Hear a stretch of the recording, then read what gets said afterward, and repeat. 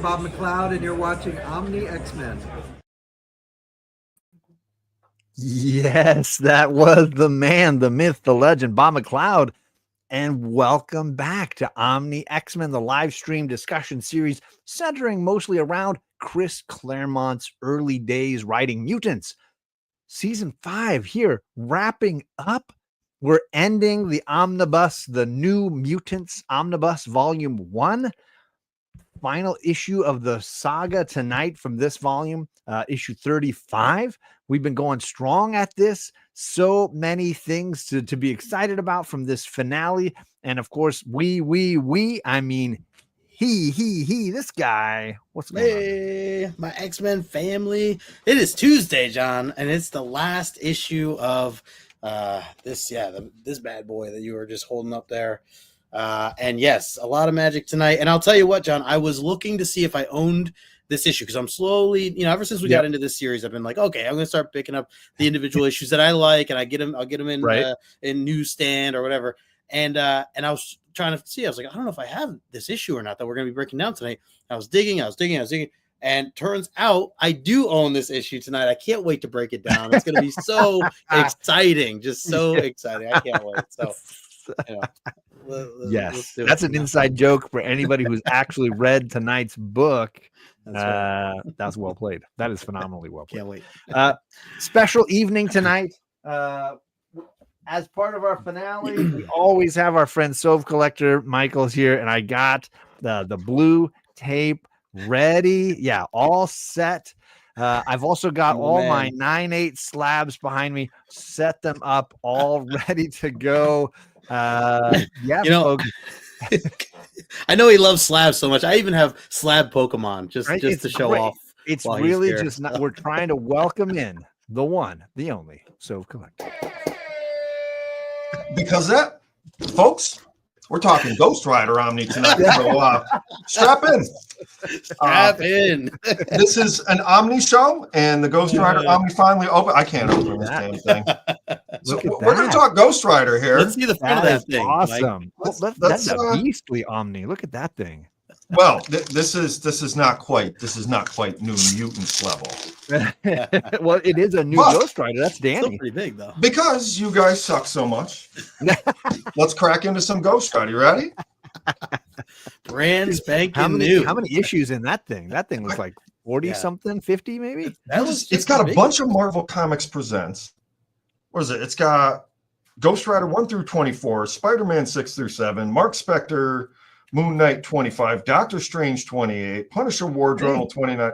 It's got a lot. It's got now early appearances. Does it reach 1,200 pages? Does it reach 1,200 pages? Because that's what we're just at 12 for this. Somewhere bearded comic bros like, come on guys, get to the show. Hold on. I didn't realize there was actual page numbers. It looks like it's at least like 11. If I 1,177. Oh wow! Okay. Wow. So it's just 50 pages less than this. On screen, it looks very close. It looks. Now, I'm going to share a quick story, just a short, quick story, because I got to drag this out. Which is, I am intimately. I think he froze on us. Unless this is his attempt to string the show out. Mike, we lost you, man. Where he's going to go? I know he was just switching his internet. Well, it might be, I thought it was going to be my internet tonight, so I'm just feeling better overall. But I'm going to use this as a shot to say hello to the chat. We'll get some chat folks in here. Let's do it. Because the chat is bumping tonight. Yes, that's right, Cliff. Magic is happening. All this talent in one night. You got to believe it. About us, right? Yeah, of course. Yeah. Wish I could be at Heroes Con. Not making it this year. He's seeing Bob McLeod. That's cool. There it is. That's cool. Matt from Impressed Comics. What's going on, Matty? Good to see you, my friend. What's up, Matt? And Sove is in the chat, and his link is down below. The link for the YouTube, the link for the Instagram, the links, all the things. Oh yeah. I was late. Yes, we'll get to some of that. I was definitely running a little late. What's going on? Ruben Guzman's in the chat. And here's the call out to me being late. Yes. Classic. Got to get that on a t-shirt. Final issue to the Omni is correct. Yeah, it's crazy. Big Daddy's in the chat. What's going on, Big Daddy? What's up, John? Couple weeks ago, I watched this show and it had an amazing co-host. Seems like they went back to the original. All right, boo. It's downhill, you know. Eric, 9-panel grid. What's going on? E. Yo. Blue tape mafia. I mean, Oh, I like that hashtag, John. he got scared away. The blue tape scared him away. I'm totally using that from now on. Yeah. Every post. What's going on? Candace is in the chat. What's going on? I'm on another's channel fighting for my life over a zebra panther. Oh, The new Black Panther is not as black, maybe. I guess they're calling him Zebra Panther. Yes, Jackson Ward Kirk, the spirit of vengeance. Yes, you know there's going to be some Ghost Rider mentioned whenever we get Michael on here. yep. Oh, yeah. What's going on? Simon's in the chat. Good to see you, Simon. It's Appreciate you, sir. Things are well. All right. He's here, even though he's hanging out with the He's back. quote hashtag blue tape mafia. Get out of here, John. Get out of here. Is this better? Is my internet working? Yeah. Am I, okay. All right. You're working. Coming in, Chris. We're saying hello to the chat. I think I got pretty much everything. There's Terry from the bronze page. What's going on, Terry? All right. And finalmente, we've got Conlon Collins. What's going on, Stevie? Good to see you. What's up, Steve? All right. So I just wanted to quickly say, I commend you two. You two must have huge muscles picking up that book every week. I mean, yeah, it is, dude. You knew I carried this around Terrificon last year. So I carried it around Baltimore. I don't own it. You know my friend Mike. He wanted to bring it to Bob McLeod. He had the first 2 pages. He had a whole New Mutants full splash. Oh, it's beautiful. I got the pleasure of carrying around that big ass omnibus. That thing is thick. That thing is thick. No joke, man. A brick. Yes. How did you get talked into carrying that thing around? Or you're just a good friend? I'm just that. Well, listen, he got me into Baltimore for free before the doors opened, all that. So like, sure, I'll carry the Omni. Dude, you're talking. Your guy Mike is a really great guy, and he's an awesome guy. He's got you around a lot of cool stuff. Yeah. So at least you could do. Yeah.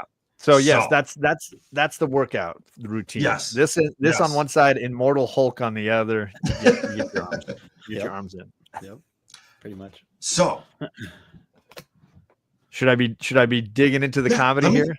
Yeah, let's dig into it. Let me give you a hard time. Why not? Why waste time? Yeah. Michael texted me or messaged me over the weekend. He's like, "There's a box arriving. Don't open it. It should be coming on Monday for Tuesday's show." So. This is funny to me, everyone. This is just funny to me. Can't wait. I'm expecting like we need like a crickets sound, a crickets audio sound. It does have, I'm not going to give away my address or anything on here. Not that everybody in the chat doesn't already have my address. By the way, speaking of your address, John's Comics with Kids. This is my first full appearance. What was it? 2 weeks ago was that was a cameo. Was that a cameo?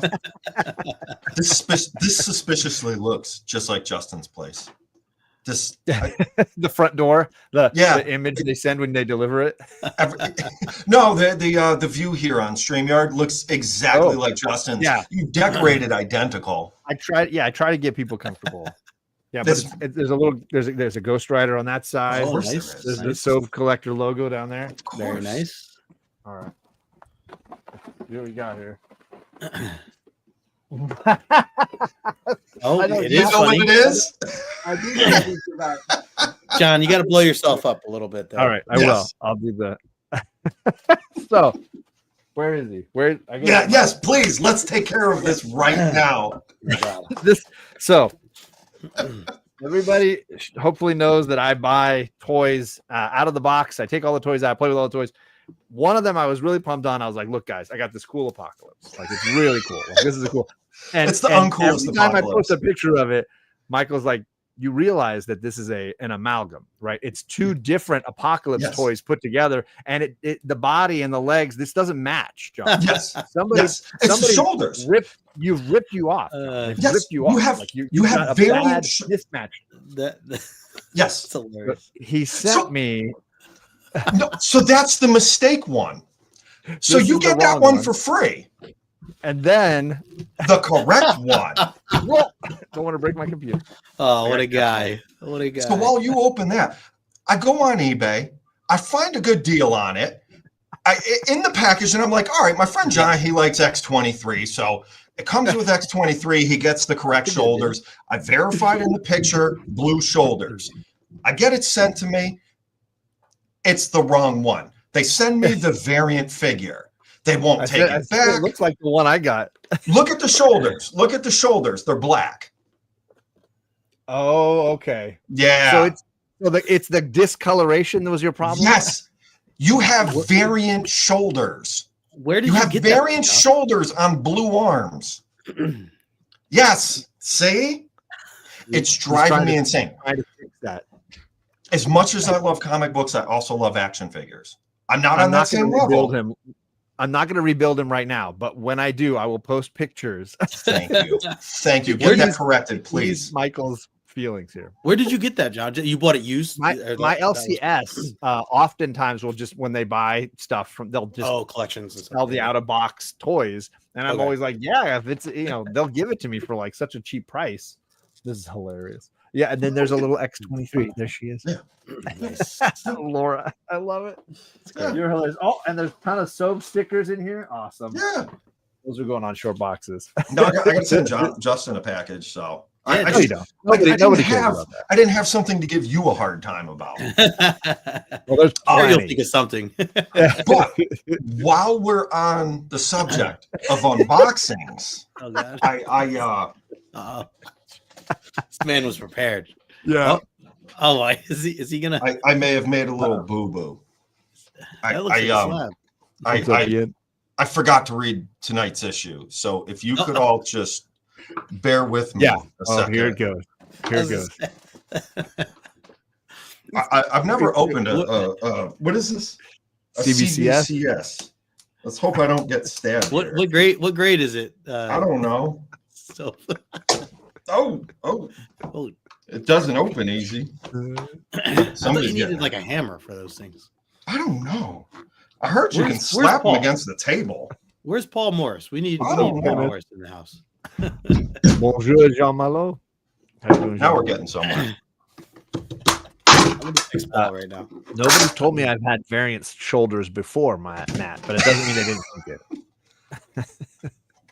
Here it comes. I paid $22 for this bit, so if you could just bear with me for a second so I can beat Greg. It's a 9.2. That's what. If you're not going to let me read Omni Ghost Rider, you're at least going to let me read the issue I'm supposed to be hosting tonight. He's got that Buzz Comics shirt on. Yes, he does. Yes. Josh is an awesome guy. All right, so you guys ready to read this? I am 100% ready. This is so good. So I'm going to say this. You guys know I hate graded books because they're a waste of time and money and effort, and you can't read your books. CBCS does have a better case. Yeah, was it better in the sense that it was harder to open or easier to open? No, just the feel of it, the what have you. Nicer case. Right. I like the label better. You know who had the better case? And you're all everybody's gonna make some stupid comment. PGX 15 years ago had a nicer case. All right. No BS. Nicest case that was available. So who wants to get into New Mutants? I'm ready. Are you ready? I'm ready.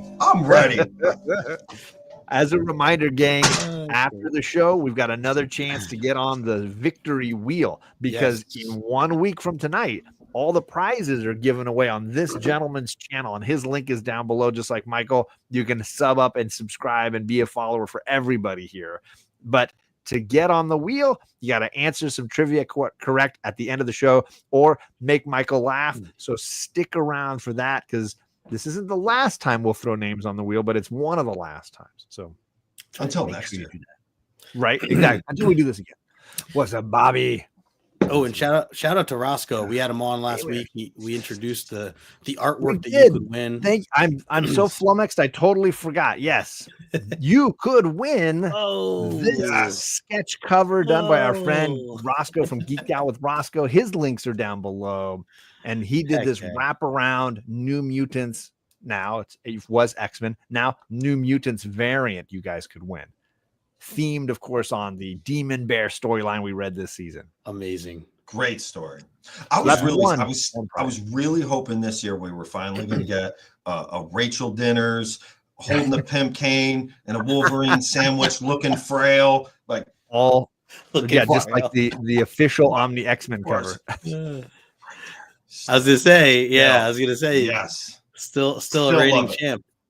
Yeah, reigning champ, prize winner extraordinaire for sure. We gotta keep track, everybody, John.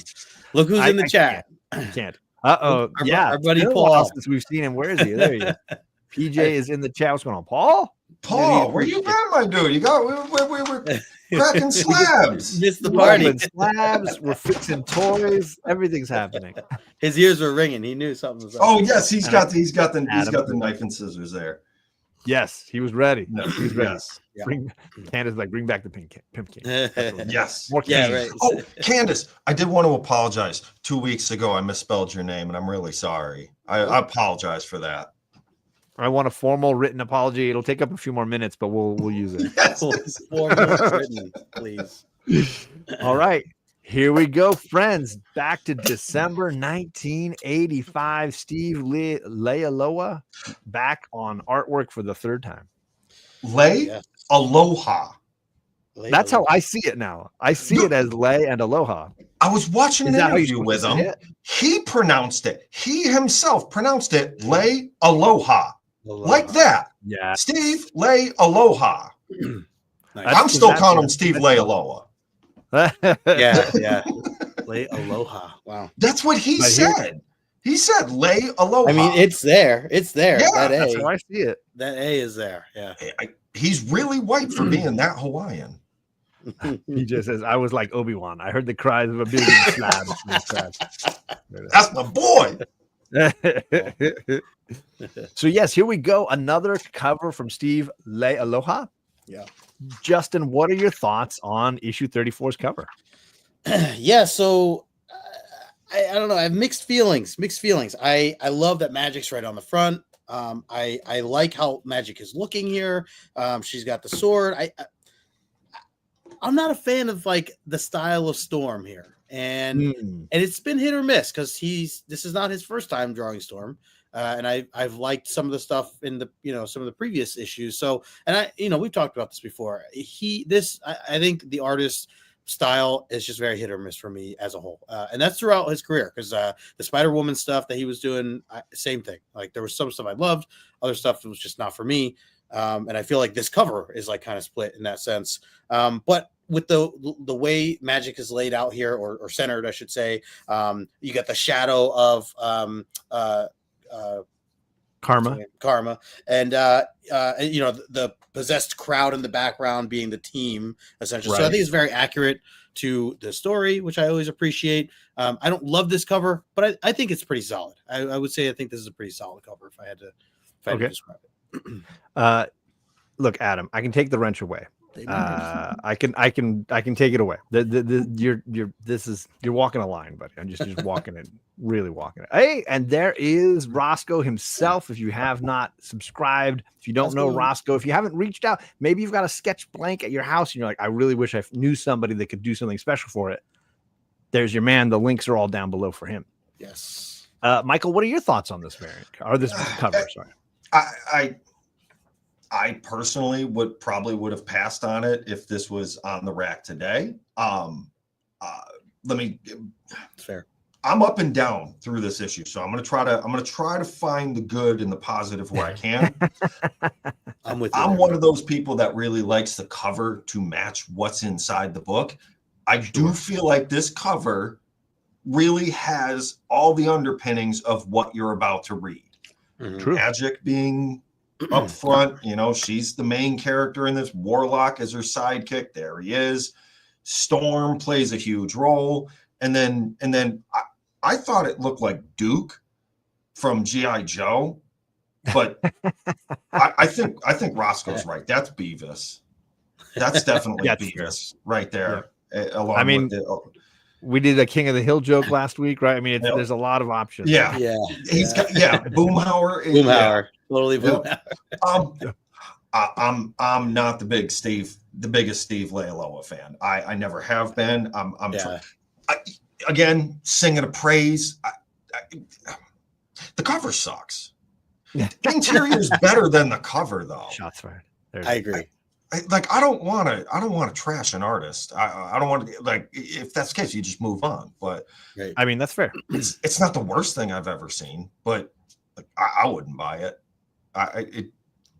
No, it's not it. No, I think I'm with you guys here too on this. We got Old Wolf in the chat talking Tapegate. Already. Tony, oh, catch me sleeping with my tape downstairs.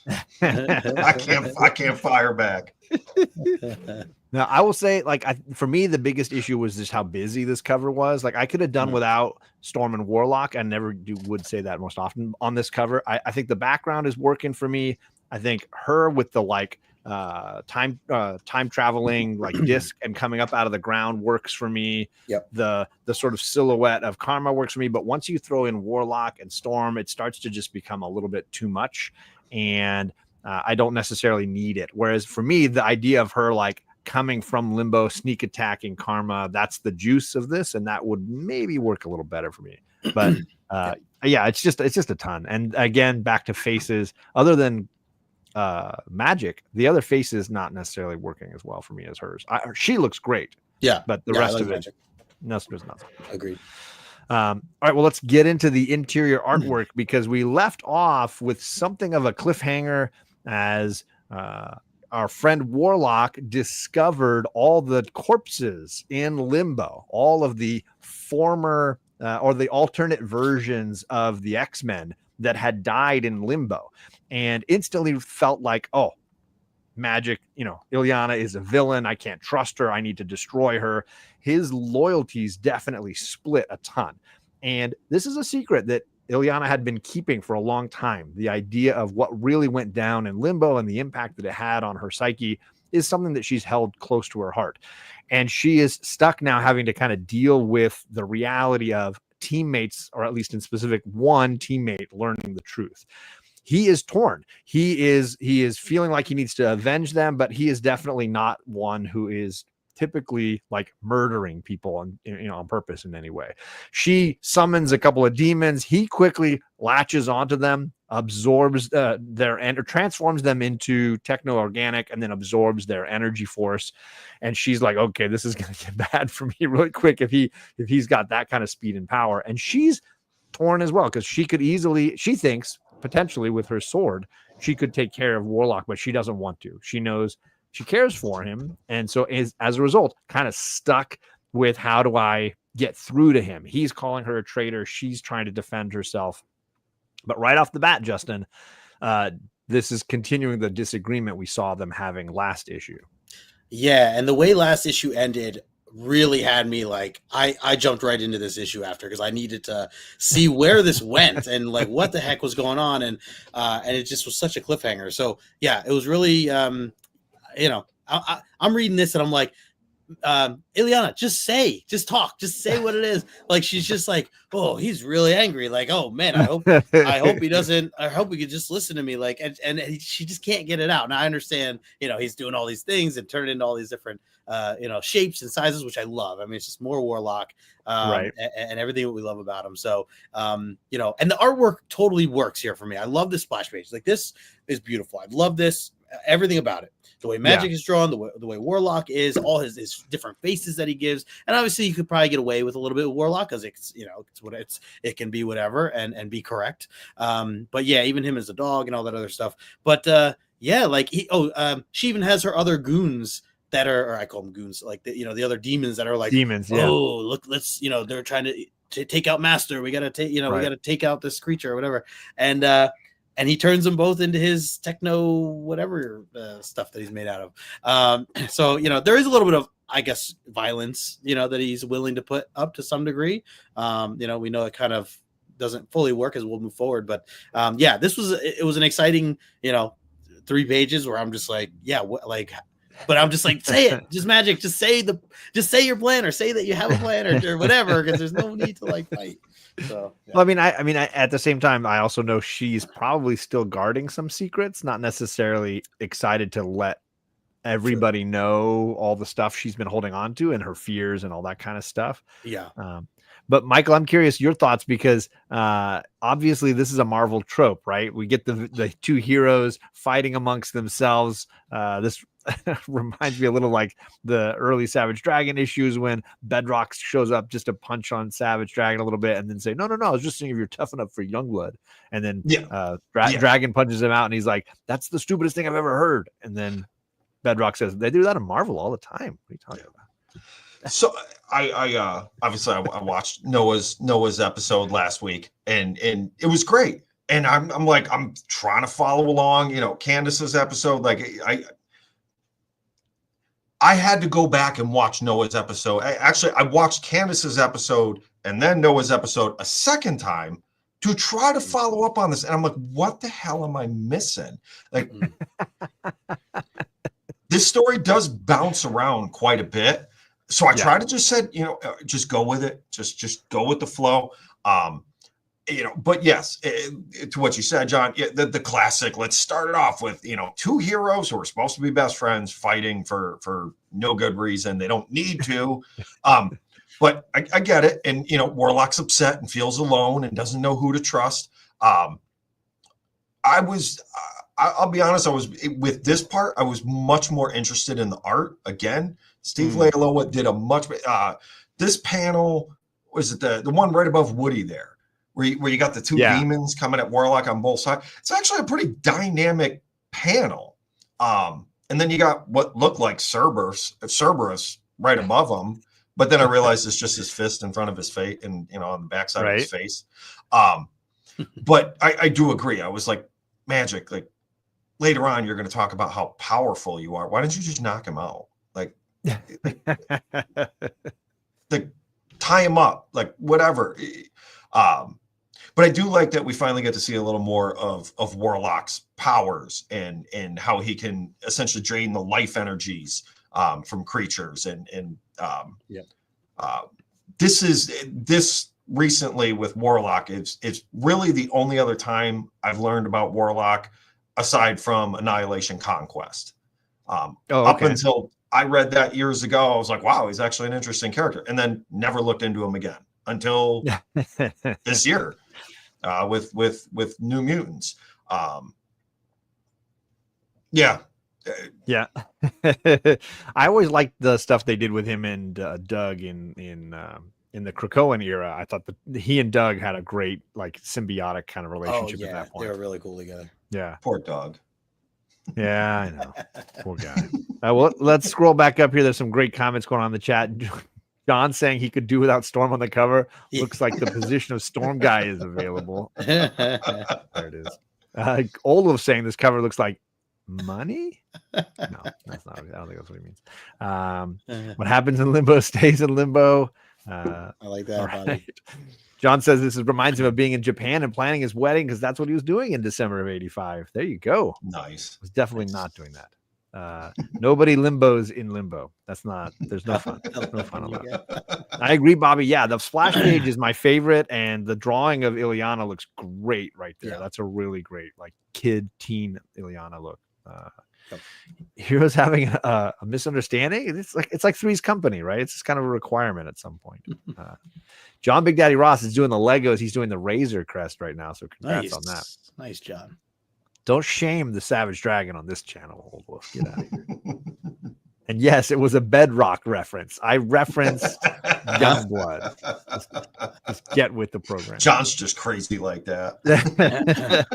What is up, Jedi Knights in the chat? Not the Flintstones. Not the Flintstones.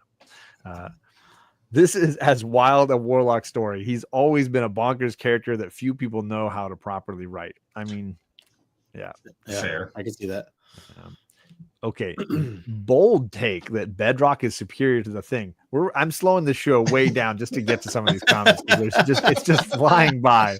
There was a team called Youngblood. Okay, Tony, save the history lesson, buddy. Save the history lesson.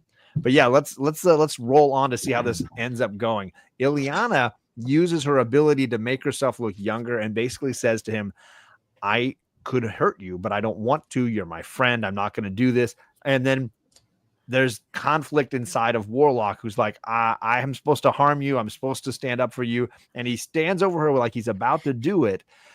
And then he can't. And he sort of becomes a little bit of gooey mush where he's just calling himself a coward. He's hating on himself, a lot of this negative self-talk, which when we first met him and he was abandoning his techno-organic like nation's way of, murder to become, a warrior, he had some of the same like struggles where he was unwilling to take a life. And so we see that playing out here as Illyana talks to him and is kind of proud of him for, being able to recognize that they are friends. And she's like, look, I'm not here to hurt you. I'm not here to harm you. I need you. And together we are going to be the ones to set all the rest of our new mutants free. Trust me. And of course, this brings out the childlike joy back in our buddy Warlock. He comes back to life with the sort of giddiness. So, Michael, how did you feel about the resolution to the misunderstanding here? I thought it was stupid. She does her best kitty pride and just like, poof, I'm in a new outfit. And it just, when you turn the page, I'm not going to, I do actually have a copy I read, I do, I did actually read this. I thought two of the pages were stuck together. You know how you're reading a book sometimes and you're just, like missing a panel somewhere. Yeah, and you're like, and then you're like, oh crap, whoops, I almost missed that whole section. And I'm sitting there trying to like rub the page because it goes from she's fighting with Warlock to poof, she's in a dress, and I'm like, what? Yep. Wait, I had to turn the page back, and then I'm like, what the hell is going on? It didn't make any sense to me. And then Warlock just keeps shape shifting. I feel like I'm not a comic book writer. I don't claim to be one. I am an enthusiast and an enjoyer of comics. I feel like there could have been a better transition than this, especially from Chris Claremont. More like in the middle of a page versus at the start of a page. Right. I get I applaud the concept, but okay. It was there was definitely a better way. And then as you come over to where Warlock on the next page here at the top, where he freaks out and he's like, oh my God. And then poof, she's back in her costume again. And I'm like, okay, so what am I like? You get it there, but okay. I have a hard time moving from page to page until I don't want to go to the next page until I know what's going on. So it took me a minute, but poor execution. I will say, no, I will say, maybe because I've had so much experience with magic, that challenge did not even click with me until you brought it up right now. So I appreciate getting that insight. There's one that happens later in this book where I feel like they left like 3 pages out that like really, so I get the sense of it because reading it later on, I really was like, okay, wait, I got what happened? What happened? Yeah. Justin, how did you feel about the transitions for the costume change? Did it make sense to you, or were you caught off guard? I think I was just kind of going with it because it didn't feel like that to me. I will say though, Michael, like there were definitely several moments throughout this season where I felt very similar, where I almost felt like a page was ripped out or we were missing something. So I totally get it. For me, I think I was just more caught into Warlock and all his transformations and him. I do find the story, like his character, fascinating in that he straight up struggles and admits like, what am I? I can't hurt you. I just couldn't hurt you. No. So that's not who I am. And like, I just appreciate that that's, we're learning more about him and just knowing he really is not a killer and he's like that, from everything I've ever read from him, that's like him. That's like, he's a team member who's like on the defense almost, everybody else can be the violent type or the whatever. And he's more about a pacifist. Yeah. Sure. He's like, I'll save people when they need to be saved. I'll set up walls when they need, if they need to, transform or whatever, or get protected, I'll be there for all that. Like, and that's a great teammate to have for sure. And let the aggressors be the aggressors. So I just think this is a good highlight to that where, he struggles with that. So, and I also like that Danny's there to like, or Danny, Illyana's there to like pick him up. Like there's a lot of theme of like, self courage and even like bullying and how to overcome stuff like that, like all throughout this particular issue that I was picking up. So I do appreciate the issue for that as well.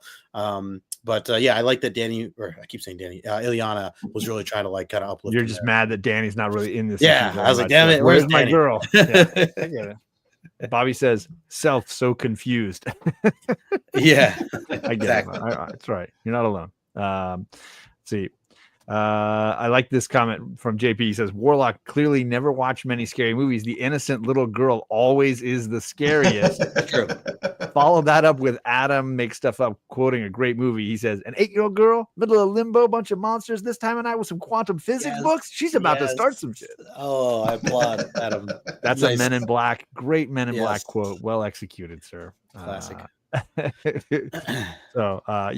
Great comments in the chat as always. So this did work for me. I had no issues here until now. I do realize, I totally agree, Michael, it would have made more sense to highlight the transition in some way, even if it was like on the previous page, her outfit starts to sparkle, glow, light up, whatever. Because all they give you, to your point, is the little bit of like shininess coming off of her outfit here. Yes. And they haven't had her transforming her appearance very often up to this point. It's been a lot of the like metal armor that magically kind of appears at certain times. So it's a very fair point. And I think even Ileana says, Candace even says something about Ileana.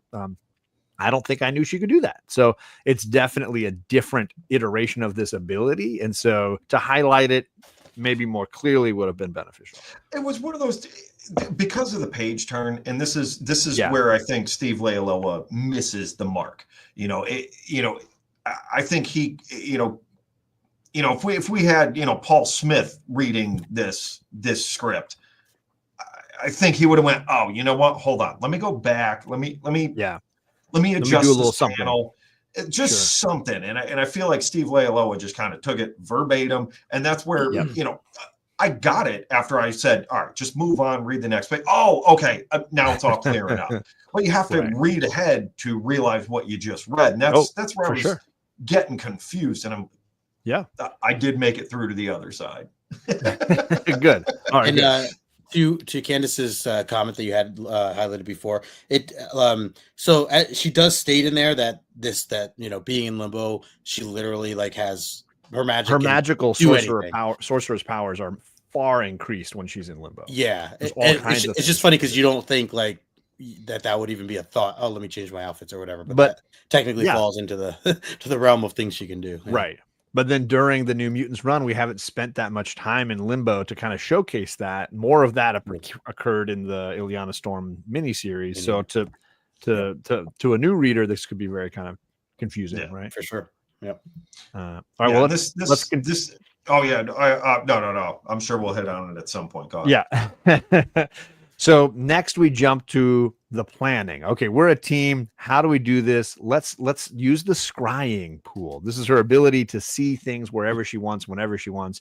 And she peeks into Cairo, into the nightclub that is being run by Karma. We've spent a lot of time there in the last few issues, but now most of our team is sitting around her like Leia around Jabba. And there's a big party going on. We see Storm being controlled like a slave. She's struggling against this in some ways, but it doesn't seem to be working. She can't seem to get away. And Villain is monologuing, Villains be monologuing. She just starts running her mouth. She's like, oh, I can see you're all starting to get strength against me. This isn't working out well. I'm going to have to do something to permanently make this power over you, control you. She starts just going off. And at one point she says, wait a second, Storm, you know the truth about me, don't you? You know that I'm not really Karma and that there's other things going on here. And she's like, starts talking about Charles Xavier. She says, my victory against Xavier won so many years ago in Cairo will be rendered hollow. All he values and holds dear shall be reduced to ashes. So she just starts going off and Storm's just nodding her head going along with it. And I'm really curious, Justin, before I turn the page and get on to the next bit, were you lost or were you like, Oh, damn. I know where this is going. Like, how good was your memory to previous Omni seasons? Oh yeah, no, everything came together for me here. Did it before you turned the page? Yeah, well, because then I just started thinking Cairo and like the whole reference And of Pharaoh, Storm, like Cairo, Storm, yes, Xavier, and then the size of Karma and everything, like it all was like instantly starting to come together as soon as I got to these moments. So had you guessed that this reveal was coming, or was it totally a shock? No, I thinking ahead. No, I had no idea like who this could be until I got to like these pages. I'm like, oh my god, we're bringing. That's why I'm like, John's got a big responsibility tonight with the gifts, and you've been pretty solid so far, John. And I just hope there's certain things where I'm hoping here for. I like the Disney stuff. We've been last couple issues been showing. Yeah, there's been a little bit of Disney. I don't know that I'm going to pull off what you expect, but we'll see. We'll see. I made a Jabba the Hutt joke, but I don't know that you're going to get any Jabba the Hutt out of me. We'll see. So any thoughts here on these 2 pages, Justin? Or just interesting to see how powerful Storm, can still fend for herself in terms of against someone of Karma's abilities. I know she's learned that over the years, especially being with the Danger Room and the X-Men and Professor X kind of teaching her along the way. So it was cool to she almost broke out of it. And if there was just another person there, somebody else that could kind of team up, she'd probably be able to, fully get out of that. But yeah, at this point, Karma's just, she's toying with her, and it's kind of rough to watch, especially these pink panels down at the bottom next to Michael, like her struggles there in that dark pink one, and towards the center, especially. You hate to see Storm, feeling that kind of pain. But yeah. So Michael, my issue with these pages, I don't have a huge issue. And I don't mean to keep serving you up the negative stuff that if there's positives you want to get in, you do your thing. But some of the art seems real caricature-y. Obviously, we have we've got Karma looking super sumo-y. We've got Cannonball looking super Guido. What's his name from Street Fighter guy? Guile. Guile, yeah. Even Storm, I mean, again, I'm going to do it twice in one episode. Storm's looking a little off. The hair's looking a little wild and, not quite, up to her normal. So how are you handling these couple of pages here? I love the reveal, but I mean, I know that that's still a little bit of a page away here. Yeah. So the as far as the reveal is concerned, totally lost on me. Like okay. I'm aware of that.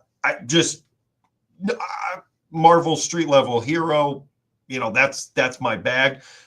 Sure. I do like X-Men. I really do. I enjoy it. I read it from time to time. The most I get is usually with you two every Tuesday.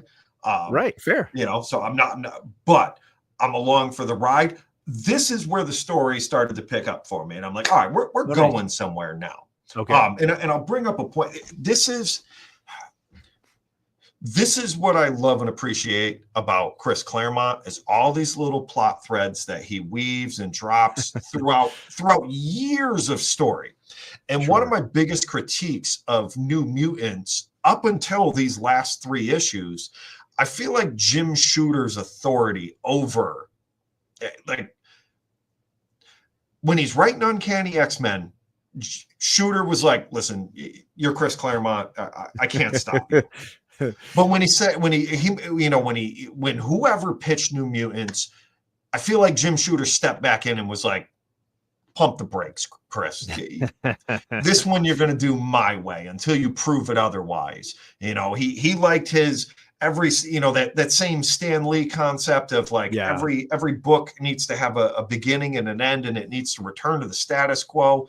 Whereas Chris Claremont really excels at the plot threads and the little bits and pieces, and I'm not going to touch on it for 2.5 years, and then just bring it back up. Yeah. And exactly. So the fact that he was able to weave what's coming up in, it was lost on me at the moment until it hit me, and then it was a big thing. What I really appreciated was how this played out, like the scrying. I love the color scheme. I love that it's off color. Sure. And I know Storm is powerless right now. So the fact that she was almost able to break the grasp of Karma just in this bottom panel in the middle here. Just for a second, she almost broke it. real testament to why she really should be the X-Men leader. You know, everybody has the reasons. I just think she's a badass. You know, Mohawk Storm, like bring back Mohawk Storm. Hashtag bring back Mohawk Storm. That's right. But it's nice to see the training that Xavier gave clearly had sunk in, because we've seen a couple of times where she's, you know, again, like you're saying, powerless, but still able to at least put up a fight. Yeah. And then the other thing I noticed is the fat jokes. Good Lord, the fat jokes on Karma. Yeah, like everybody's like they can't just describe her as like an asshole or something. No, like up there, there's the bloat. Yuck.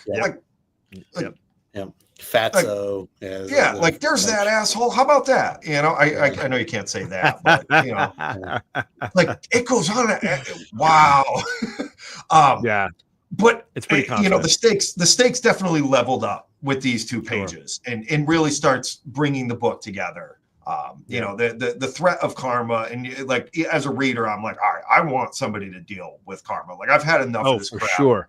Yeah, like, I think everybody's itching for that ending. Just kill her. Just kill her. Justin, I'm gonna have you hold up that book you held up at the beginning here. Just for Candace. She's saying she wants to know. She wants to know the first appearance of the character we're about to get here right now. Was that 117? 117. Yeah, it's a really great book. Yeah, so it's a flashback issue where you see Xavier in Cairo. And we're going to get that retelling here in just a second, because, this is the Shadow King back again. Amal Farouk. What the Farouk? Yeah. What the Farouk? If Chet's here, bring it back, Chet. Yeah, right.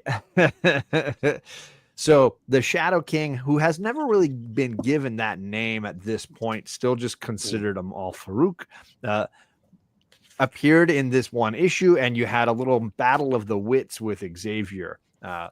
Right after Xavier had been met with Storm, a little pickpocket on the street of Cairo, and had a little bit of a moment together as well. So what we get here is, while I guess Karma is monologuing, Ileana is able to kind of get those, this part I don't quite understand, but draw the memories that Amal is kind of bringing up, so that we can relive these moments yet again. And so we get to see young Storm running around the city, or maybe she's pulling these from Storm's mind. I don't even know. But then we get to follow Xavier into the little cafe where there's a battle of the wits that goes down, and Amal is murdered. The difference, or at least killed, I don't know what we want to call her, whatever. The difference that we don't get in the original book is, as Xavier walks away, we get this kind of spider on his back. The idea that the power of Amal has glommed onto him, as if the essence of this mutant cannot be just killed.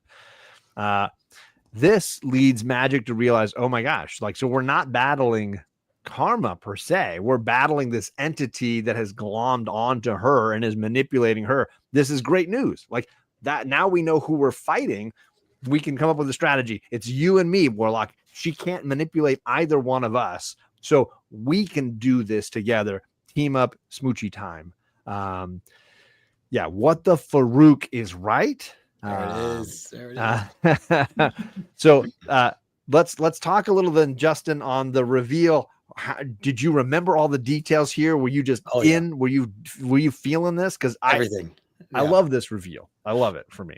Agreed. And I love that they captured it in a couple of pages and still gave you, for anyone who had read this at any time, like I just feel like you were immediately pulled back in. And from what I remember of this, like I loved 117, the book that I was just holding up before. Like that was obviously part of our seasons. I think season 1. I think that probably was season 1 still at that point. Yeah, the first omnibus. Yeah, John Byrne still just getting his feet wet with all this stuff, and that story will always stick with me, and obviously it's a big part of Storm's history and background as well as Xavier's. But yeah, to and then of course what the Farouk, like all like Amal Farouk was just like, yeah, so good. I was gonna make some Amal jokes throughout the show, but I held on. Say I'm all confused about what's going on. But yeah, so I love that we get little Storm again and all that Right. stuff. So from my understanding, Ileana just time traveled back. Is that right, John? I mean, like from when I was reading this, I thought that because what Warlock even says, like, query, we have time shifted, and she goes, "You betcha," and I even got it right. Okay, I didn't follow. So then, hey, I guess we're all reading this differently, which is maybe a concern with the way this is scripted and put out. I took it as her like following the mental thread that Farouk was putting out as he was telling the story to Aurora, and she was basically creating a projection based on the memory. So I don't know either.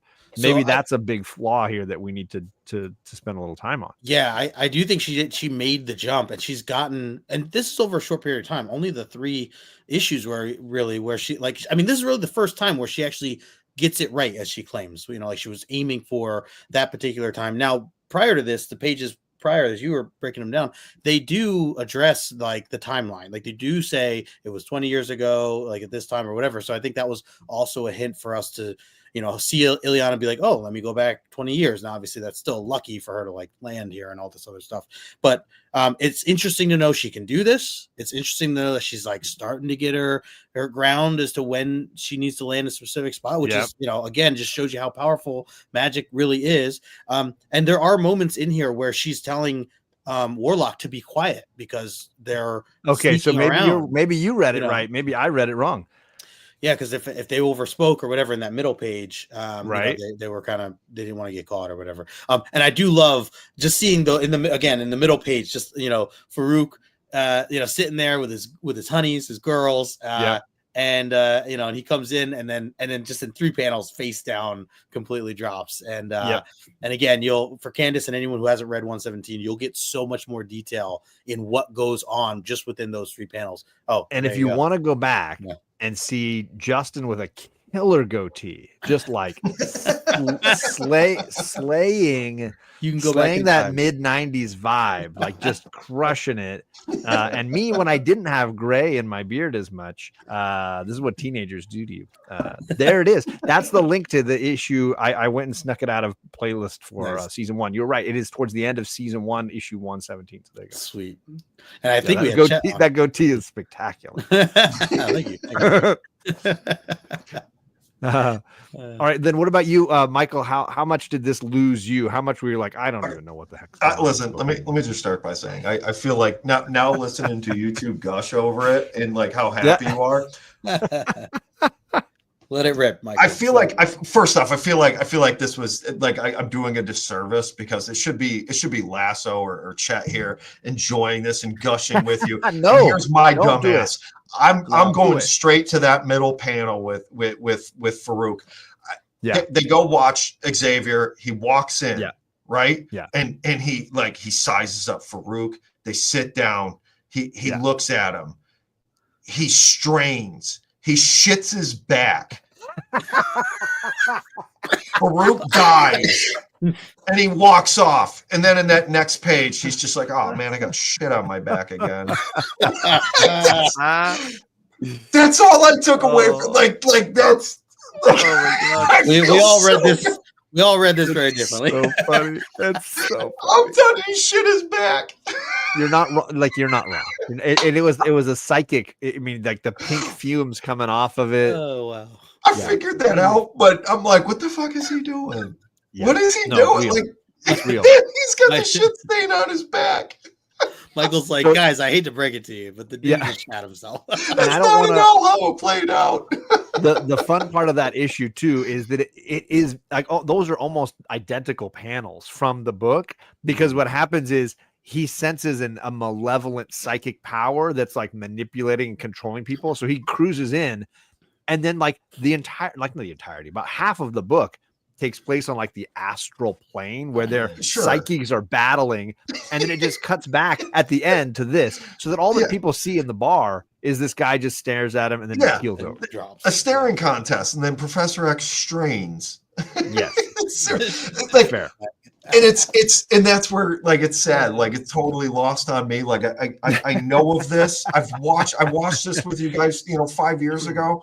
It just, that's what I took away from it. Like the story's picking up, and I'm like, oh yeah, this is where Storm finally meets Yeah. Professor X, and she She's so pickpockets him. cute. And, Like yeah, and it's great. And now Magic is learning this, and like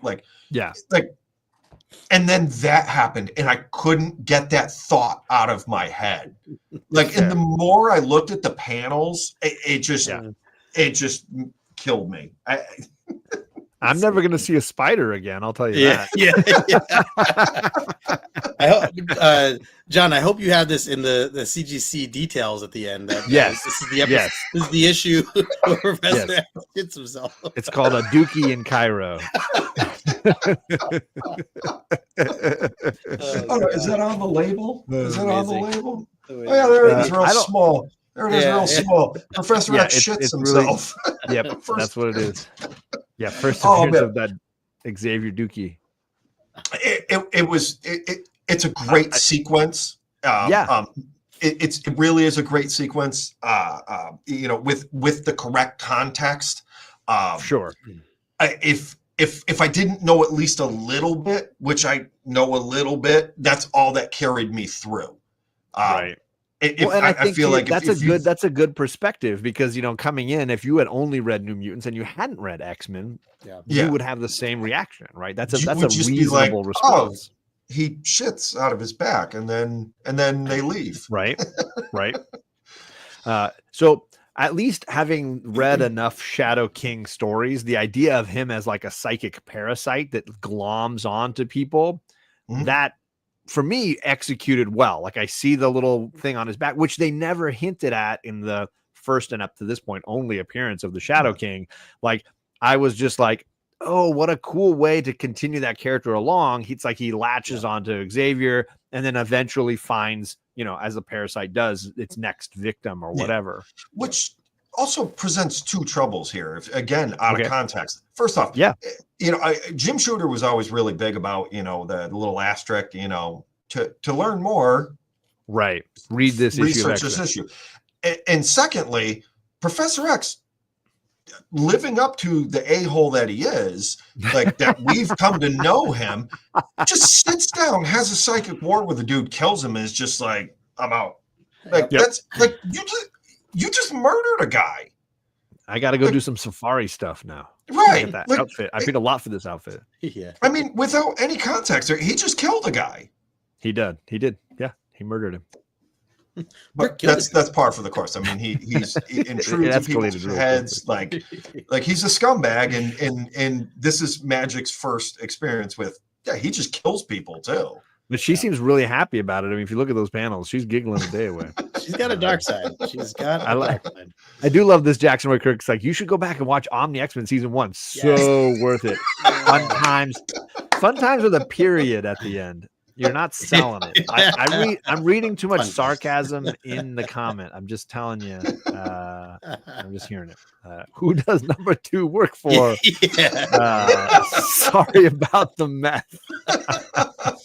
Good times.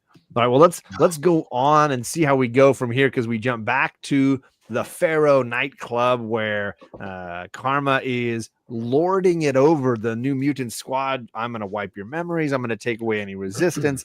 I'm going to take you in as my own from here on out. Talking a little bit about the power that it has been residing inside of Karma. Amal has been controlling, manipulating her, and now she feels more powerful because of it. And then Ileana rolls in. Although you can't quite see her, she's really tiny in the panel when they reveal her. She's way down the back of the hall. Karma's like, how the heck did you get in here? And she's like, that's kind of my power. Like, I don't know how you don't know the most basic stuff about me, but that's how I got here. I can teleport. She walks right in. She's like, I'm thinking that maybe I need to accept your offer to let me join you. And so they go to shake on it, and bad call. Karma just starts basically crushing her hand in her hand. So a little bit of a battle of the wills going on, and Ileana's like, "Oh, you were gonna betray me? How could I have known that you would ever do such an awful thing?" And the team is sort of been put into a psychic slumber, but one by one they start kind of vanishing from the background. They're just kind of disappearing, and we get the sense, at least I got the sense, although again, not super clear. And this, from this set of panels to the next, is when I think we lost 3 pages in this book moment occurs. But it felt to me like Ileana was pulling them into limbo so that she could break the psychic link being held on them. But I don't know. I'm curious, Michael, how you read these panels and what Ileana's master plan is going on here. So the second read through was much better than the first read through. Okay. Like the first page that's right here, like I was wicked confused with the, like, okay, we're back at the Pharaoh, like, yeah, blah blah blah. What was the point of, like, I'm going to release my mental hold on you for a second, just so you can remember and feel you before I completely, like. Villains being villains, you know. I guess monologuing matters. Well, yeah, and that's where, you know, with what Ileana's doing here, that was the next thing. I'm like, wow, like this feels like Dr. Evil and Austin Powers, like, for real. Like, it's quite the monologue. Like, Doug could have showed up and solved this all by himself. Well, if he wasn't. He does. Get ready. Yeah, Doug's got a moment coming. But it carries on. I'm more excited for what happens right after the next page. Yeah, for sure. Yeah, absolutely. Like the buildup is fine. Yeah, it's stretched out. I mean, 3 pages is a lot. But when you get to the 4th page, that's when, especially considering in a second where we're missing some pages, I'm getting a little frustrated. But Justin, thoughts here on Karma's monologuing and Ileana's plan? Yeah. First of all, glad to see some Anchorman in here. I like that we were just referencing it prior to this page. Also, what you said about Ileana and Karma saying, "How did you get in here?" And Karma being like, "That's kind of what I do." It just made me think of if anyone's ever watched Naked Gun or any of the Naked Gun films, where the guy goes in as a locksmith and he breaks in and there's a guy there and he goes, "Who are you? And how did you get in here?" And he's like, "I'm a locksmith, and I'm the locksmith." Just made me think of that for a second. Best line in all of movies. And then, sharks with laser beams for sure. I mean, it's just, look, this is Farouk. I think this is just Farouk, his cockiness, and like I'm in such control. I mean, look, he even controls the guests that are there, you know, throughout this issue. Like, practically the whole town or city is like that. It's all his. So for him, it's just extra cocky and thinks at this point, what can this other little child do to me? You know, I have Storm. Right. Like, if anything, he was most afraid of Storm. So that, you know, now he's got Storm. He's not worried about anything else, and he's just trying to toy with her. And again, I think it's all playing into his ego. So I think that was partially why he was like, "Oh, I'll give you one last time to remember." So, but were you able to understand what Ileana was doing in her little panels there that are pink? Like, yeah, they tell you that the new mutants are asleep, but then, like, they tell you that one by one they start to vanish. And I was kind of like, they don't spell out what she's doing, but I was assuming she was transporting them. I took that as transportation, especially with pink, like just the bright lights that were kind of being shown per of those days, which I thought was a cool way that they ended up doing it. I do think, as Mike said, this was a little bit more clear to me on the second time around as opposed to the first reading. But yeah, I think that was cool. Just like one at a time. I think I would have liked to seen, I don't know, maybe them in limbo for all of, I know it's probably all quick because it jumps right into the action, but either way. Yeah. Well, that's what I want to jump to, because the next panel is Storm's fighting. And it's like, wait a second. Wait. She's like wide awake. She's got weapons. She's free. And they're all just basically trashing the Pharaoh Club here in the middle of what was like, a calm, sort of somber blue room. Now it's like the floor is being torn up by Roberto. Sam's blasting through. It looks like Rain is rescuing Warlock, trying to help him out. But then she's still biting him. She's still struggling with like the fact that, Karma is now exerting some control to try to keep them under her sway. But the team is kind of just doing their best to work together. Danny creates an illusion to try to create some fear for Karma, and ultimately recreates some of the tragedies in Vietnam that Karma had personally faced, which means it's not Farouk necessarily in control for that moment. The giant pink helicopter being more of what Karma herself would call a fear, right? Now the team is trying to figure out, like, what do we do? And Warlock's like, Self will transmode Farouk Karma into a techno-organic being and absorb her life glow. So he's like, I'm gonna kill her. Yeah. And the rest of the team's like, no, wait. Our friend is still in there. And there's just some dispute as to like, what do we do? And then Karma seems to realize what she looks like now. So she's screaming at, oh my God, I'm fat. There's some intensity going on here, Justin. So for me, this is where I felt like I lost 2-3 pages. I was like, wait a second. I kind of wanted to see what all went down, but instead it kind of just, I feel like maybe like Michael was saying earlier, this would have been a better mid-page panel as opposed to like starting a new page panel. I don't know. Yeah, no, I agree that this particular, once we jump into this, it does feel like we're missing some pages here, or at least a page or a few panels. And again, it goes back to, I think it would have just been better to see the team together for a split second before they went in, or at least showed them that, oh, we get it. She's bringing them to limbo, like just to confirm, I guess, what we were already kind of guessing, again, even a panel just would have helped. It is exciting to see the team back at it again.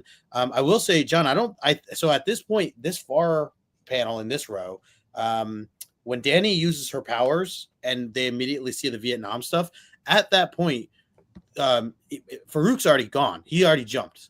He made the jump. He made the jump here down here next to Michael with Rain. So because Rain immediately turns around and bites Warlock again. So they're like, right. So that there's the quick change before anything. But it's still nice that Danny is able to use her powers, be able to. This just proved it. Okay, no, that is her. Okay, cool. And then, like you said, I love that Warlock is now ready to step up. He's ready to, do his damage, and the team's like, "Whoa, dude! Like, hold on." So, I did skip a page in my slideshow. JP, it was making a joke, but he's actually right. There's a page in here I skipped. Yeah, there's one page. It's the one when it's revealed you did. That it's not magic that he's crushing. Yeah, you did. But it's Warlock. Yeah. Yep. I screwed up. Good Lord. But I still agree, though. It's not like I haven't been doing this show for 6 years or whatever. But John, to your point, like that, it does still feel like it's like, yes, we get that it's a trick or whatever, but Storm still just kind of comes out of nowhere. There's no confirmation that they all went to limbo and now that they're back or anything like that. So I still think that it did read the way you're kind of describing it, as too, just too quick in that regard. But yeah, technically there was that. So there is a page I'm missing here. Not two, but definitely one. Yeah, there. Blow up. It's when she's really kind of. She's being crushed by the hand. The over the top Sylvester Stallone moment where they're arm wrestling. Yeah. And then it turns into Warlock. Yeah. Yep. Late and he screws up. It's an average John show. Which is cool though, that Warlock, just to know that Warlock can turn into such detail, as looking. We've seen him take on several appearances, very human looking appearances for sure. And it works out obviously because those are the only two that Karma couldn't get into the mind of, so she wouldn't be able to tell either way that wasn't really Ileana. So but then the team bursts into action, right? There's everybody's fighting everything. So Michael, were you into this bit? Now their team's like jumping into fighting mode. Yeah. By now, this deep into the book, like I was finally like, okay, just like everything's a mess, and now it all makes sense. I just went with the craziness. 4 pages of monologuing, and then now we're going to just beat her ass. I do agree. I like literally 4 pages of monologuing. Like you could have made like the last 2 panels, like they're all kind of like, oh, huddled up. Oh, my head, and Magic's like rubbing one of their backs or something like, you're okay now. And then like the next panel shows them like, oh, we're going to go back and, beat her up. But what you were talking about before, like the jump, like, okay, Storm shooting lightning, Bobby's knocking her through the floor. Yep. I don't know why he's like, was he ripping the floor up? I don't know. He's throwing stuff at her. Bobby, Sam's, gut punching her, and then Dog Girl, like Dog Girl.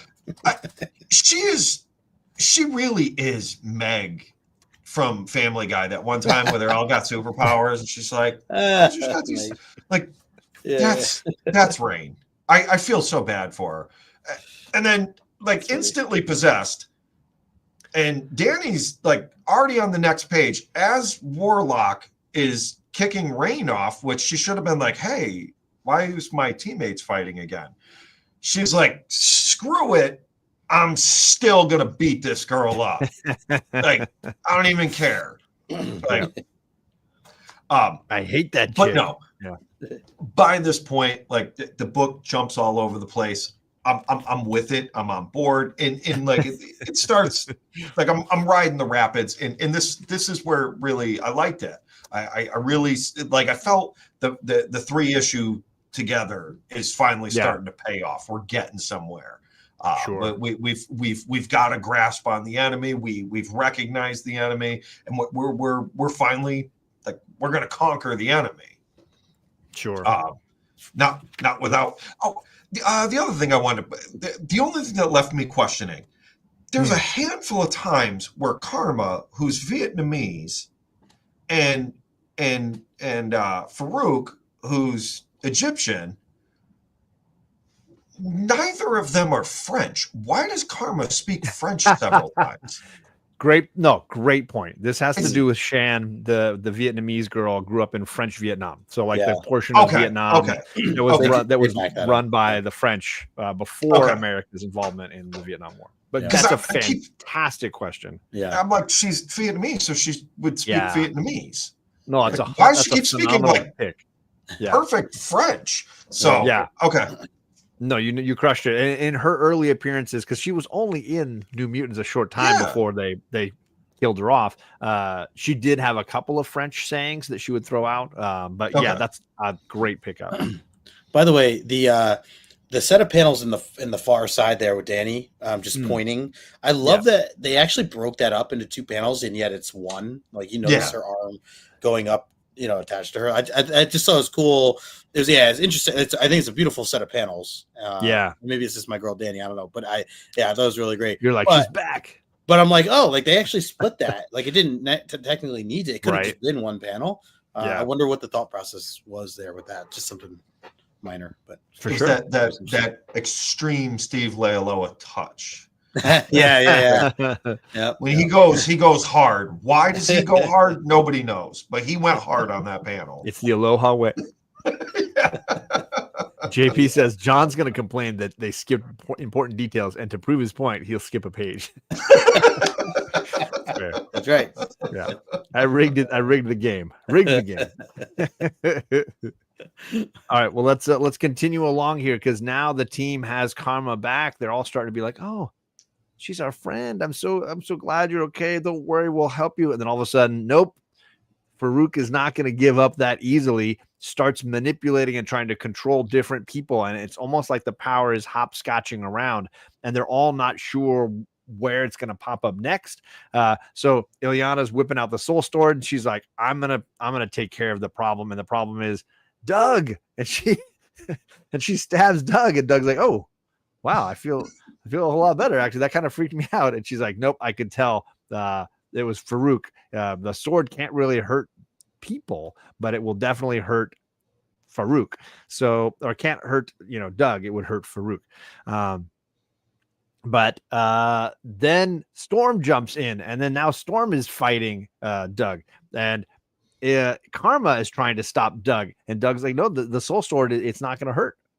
I'm like, I'm trying to follow the power of the soul sword here, where it's like, no, wait, who's got the soul sword? What's the soul sword doing? How are we helping people? But then we jump to like the astral plane, and Doug's like, nope, I'm going to communicate with Karma and with Farouk, who's trying to control Karma. And I'm just going to use my communication skills to talk this down. And there's a lot of infighting. And I legitimately was not able to follow like who is Farouk at different times and what is going on here, because it seems like everybody is under the control of Farouk at one point or another. And that this is basically like, I couldn't follow. Justin, tell me what's going on here, man. Yeah. So, and it definitely was very difficult. It wasn't straightforward. I took this as, we saw that Farouk went into Rain because Rain, as we saw on the previous page, attacked Warlock for a moment. So that was the flip there. And then we knew that Karma was back to being herself because of her nightmare that Danny revealed from last page. So, they're all talking to her about all this stuff. Storm immediately recognizes it. And as you said, well, she goes after Rain, in which case it jumps again, or Farouk jumps again. And Rain is trying to play this off, or sorry, Ileana's trying to play this off like, yeah, and I think it's you, Storm. Like, you're really pointing at, faking us out that it's going to be Storm. And as she goes to attack Storm, she goes, ha, Doug, and gets Doug. Right. Now, Doug reacts because it's Farouk, and Farouk naturally thinks, like, I'm being attacked by the soul sword. And Magic points out, I knew it was you, Farouk, because if it was Doug, Doug wouldn't have flinched, because Doug knows that this sword would not do anything to him. Right. So that's where that aspect is. So right now, Doug is Farouk. I mean, Farouk is in Doug. Now, with that said, I need to highlight this one moment. And I was going to say, but then like Karma like starts basically trying to manipulate Doug and Storm, because Storm's trying to kill Doug. Storm jumps in. She's like, I'm going to stab this mother. She's going after Doug because Doug is Farouk. She's going to stick a boy. Yeah. And she thinks at this point, like, this is the only way to do it. Like, we're going to have to kill him. Like, we're going to have to, Doug, poor Doug. Like, like everybody was ready to kick Doug to the curb. I wanted to highlight though, the middle pages here. Like this could have gone on. This could have been a real good comedy skit, and I'm really tempted to take this screenshot. No, you're Farouk. No, you're Farouk. No. The part where Danny says, "Of course, Farouk's such a bully. It makes sense that he'd attack the weakest new mutant." What an insult! Like, what an insult! Like, so if I'm Doug, I'm right here. I'd be like, yeah, like, hold on, whoa, can we talk about this for a second? I'm not the weakest, and it would just be so funny to see a comedy skit where not only Danny chimed in, but everybody would be like, yeah, he also attacked the ugliest, and the weakest, and the dumbest, like all these things, and then Doug's just like, what the hell, guys? I thought that maybe I want to be taking over it. Yeah. Like they're just like, Danny completely burned him. Didn't even mean to. Anyways, what's up, Bueller? Bueller's in the chat. What's going on, Travis? Good to see you. Sir. What's going on, Bueller? This was all wild. It definitely was hard to keep track of. And then of course, you get those weird. This is what Leialoha does well. Not does well, but like what he likes to do. John, you remember when we broke down annual number? I don't know, 7 or 8 or whatever. Sure. Eve Leialoha, and we had Ryan Colossus Collector on. Okay. And the artwork, and he kept saying, he's like, this is not for me. Like, and it's very cartoony, but it also was like on purpose cartoony because it was all a dream sequence. It was all about it was with Magic and Kitty, and it was another dream, another story. Anyways, I'm not a fan of that either, but this is like more of what apparently he does, or I don't know if he likes to do it or what. Yeah. I'm referring to that whole corner, that corner panel. Yeah, well, because the Pharaoh Club's on fire, and Karma astral projects herself and Farouk inside of Doug so that they can have a conversation and a little more monologuing where Farouk's able to say, I just gave you everything you wanted. I put you in an astral place where you could just like gorge yourself. Well, I really did gorge myself as you in the real. There's a little bit of like a whole lot going on here for me. Right. Yeah, no, it's definitely JP. Justin almost compliments the artist, quickly realizes his mistake, takes it back, and insults him again. He's terribly great. He's terribly great. Just terrible. Wonderfully bad. All right, well, let's give Michael a shot here because if this is how I felt about these pages, I don't even want to know. So my first thought is I take back what I said about this episode, and it should have been gushed over with Lasso and Chet. This episode should have gone to Greg. This would have been like to really cement how much he's gonna love this book. Like this is the perfect jumping on point right here. The art's terrible. We've established that. Not so great in these pages either. Right there, Rain. Oh Jesus! I mean, look at the guile forehead we got going. Yeah, seriously, his head's getting taller, and his neck, like his head is growing into his neck. I was cracking up. So okay, we've killed Farouk, like we got rid of him, or so we think in this page right here. Yeah. But they're like, wait a second, like there's no like reason for them to think. Like, there was nothing on this page except for Rain with the look there that made me think like he's jumping around. And then I see Magic here. She's like, Storm, I'm pretty sure he's in you now. And then, screw you, Doug. I always hated you. Like on that very next page. That's how I took it. Like she just like before I could read the word bubbles, like I'm just killed Doug because screw Doug. Like this poor guy. And then to what Justin was saying, that the third panel on the second page, the long one. Yeah. Everybody takes shots at Doug. Yeah, that's it. Everybody like, and then they just continue to berate him. And Storm's gonna kill him. I'm like, I understand Doug is not the coolest. Like, I love Doug. Poor Doug. Yeah, exactly. I'll tell you what, New Mutants don't. Like, nope. They all berate him. They make fun of him. Yeah. They talk about how crappy his powers are. Totally. Like, good Lord, I feel bad for him. And then as we get into the third page there, I that one I had to like go back. I had to double check. Like, where are we now?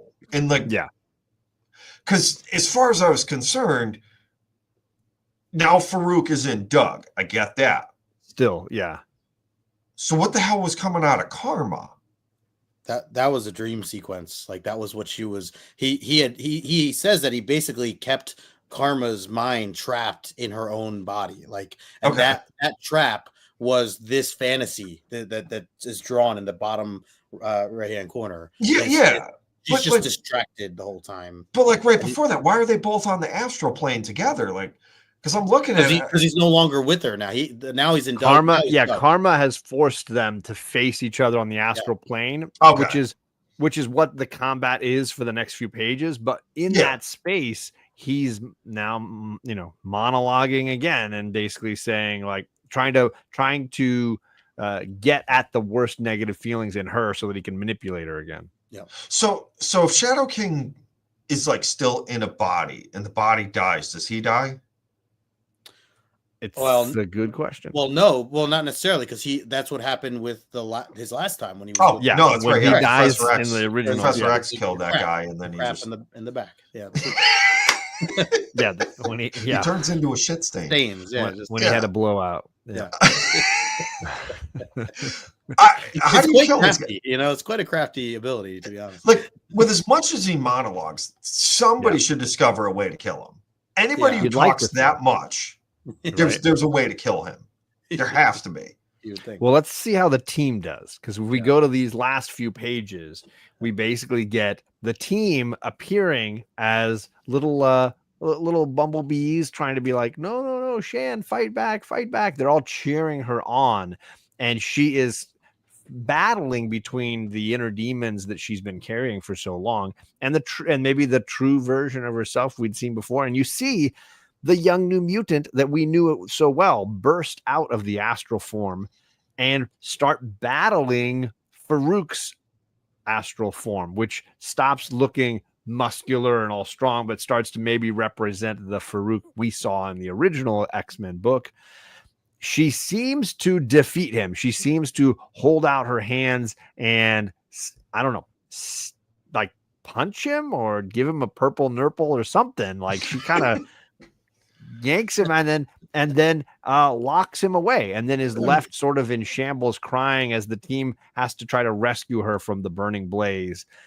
And that's kind of how it all wraps up. All the sadness, all the tears, all the anguish going on here. So I'm curious, Michael, your thoughts on how this ends. Candace says I'm liking my issue better and better now. Yes, your issue is fantastic. I was left confused, and you know, are we going to do like a whole issue summary after? Yeah, we will. Yeah, we'll just touch on these pages. I was a little pissed off. Like, okay, I like the dream sequence, and then she's, you know, she's back. She's normal. Like she escapes from her large body, her whatever. She does like a Power Rangers pose, like, oh, and then like, yeah, like I'm gonna twist you like a towel. Yes. And then you go to the next page and you're like, wait, now she's still in the body and crying. Like she's like, what the hell is going on? And then Storm's just like, don't worry about it. We're going to continue globetrotting. Like we've gone to this island. We've been to the Savage Land in Krakoa, and like we were over in Europe, and we've been going to concerts, and yep, we're going to go to this other place now. Like we're just going to keep cruising around, like everything's going to be fine. Yep. And she basically says when she does the purple nurple, I've got you, I'm going to hold on to you. So basically what she's done is kind of like sectioned off a portion of her mind / power to cage Farouk inside of herself, is what I took from this. Although I will say, not well explained. No. Justin, your thoughts on how all this wrapped? Could you taste these tears, Justin? Oh yeah, yes. Taste the sad. Okay. Taste the sad. Yeah, I was definitely a little disappointed on how this ended, because I wanted more of a. I mean, I get it. Farouk is a key character that I'm sure they're planning. Okay, we're gonna bring this guy back again at some point, so don't want to let's have him get away. But I just feel like there was so much buildup and so much going on with it that. To have him just be written off in a panel or two as, oh, he's gone, to me was a little bit of a letdown. I can appreciate the highlights of what Farouk was in all this, as really he was a bully. He attacked and went on those who couldn't defend themselves. That's how Karma got taken over to begin with. That was talked about through several issues, throughout this issue. And she talks about, she goes, you're the coward, Farouk. You, the one who delights in harming those weaker than yourself, who boasts of your own superiorities. She just goes on and on to pretty much say, like, you're a big bully. And I think I'm just taking this in deep, but it's nice to like read this, as if you're a kid and getting bullied at that time or anything like that, obviously has a nice message to why bullying is not good. So I do appreciate it for that in the big picture of things, Right. But no, overall, I was disappointed with how this ended. And then the fact that it splits into two reads at this point, at least for a moment. Sure. But that's a whole other. And actually, the next time we read these characters will be that what is it? The special, the New Mutants Special Edition 1 is part of our next omnibus. Oh, it is. So oh, good. Okay. That issue is included. Oh, good. I was about to read it tonight. Yeah. So that one's in the next omnibus. So don't worry about jumping straight into that. If you want a little more, we will definitely get more for sure. Cool. Okay. Then let's do our. Oh, I mean, I guess I can comment. Sorry. I will say I was truly hoping, and maybe just my inability to remember exactly where this story went and where it goes. I was hoping that the reveal would be at the end here might be that this was a projection, that he had forced her to look a certain way as a way to control her, and that her overcoming that would reveal like, no, this is just the reason you've looked this grotesque and so quickly transformed into this version is because of a projection that he's forced her to craft. So I was a little disappointed that I don't necessarily mean she'd have to go back to looking like she did earlier, but I was hoping that there was some element of that to this story for sure. Yeah. But what are you going to do? Lots of jokes about inner demons and the therapists we all need. I get it. New Mutants 35. Karma searching Google for 10 treatments for stretch marks. I get it. Let's see. She gave him a purple nurple and he had to flee. It's powerful stuff. That's what I mean. My inner demon is a Stay Puffed Marshmallow Man. All right. Respect. I'm glad we've gotten this Farouking story over with. There you go. There you go. What the Farouk? All right, so time to give this a CGC, although I know Michael's going to give it a raw score. What grade would you give this, Justin, this ending, this final issue 34? God, I'm always aware this moment's coming up, and all season I've tried to become much more. Here's what I'm gonna give Justin a free ride here. Then. Thank goodness. When I first read this issue, I was so jazzed by the Shadow King's return that I was like, this is aces. This issue's freaking amazing. This is in the 9s. I'm loving this thing. Reading it the second time, the choppiness came out for me in a big way, and I was frustrated with kind of I realized, I think my original feelings were about what it could have been and what I was adding in the gutters that wasn't actually a part of the issue. And reading it again with you guys tonight, I feel like that even came down a little lower for me. So each time I've read it, I feel like it lost a little something because the reveal was already there. I think the good stuff is still there. I think Michael said something earlier about how the concept, the ideas are strong. Yes. It's the execution that's really throwing this off, and that's a shame. So in the end, I think I'm going to give this an 8 out of 10. It was good. It was strong. It was way better than some of the preceding issues where we were really like, what the Farouk is this story? And to have that get resolved in a somewhat satisfying way works for me. But I think I was originally throwing 9.4s in my head when I read this, and I was like, it steadily kind of like came down as I kept looking at some of the flaws. So I'm gonna level off somewhere between Bobby's 9.3, which is it's not a thing. It's not a thing.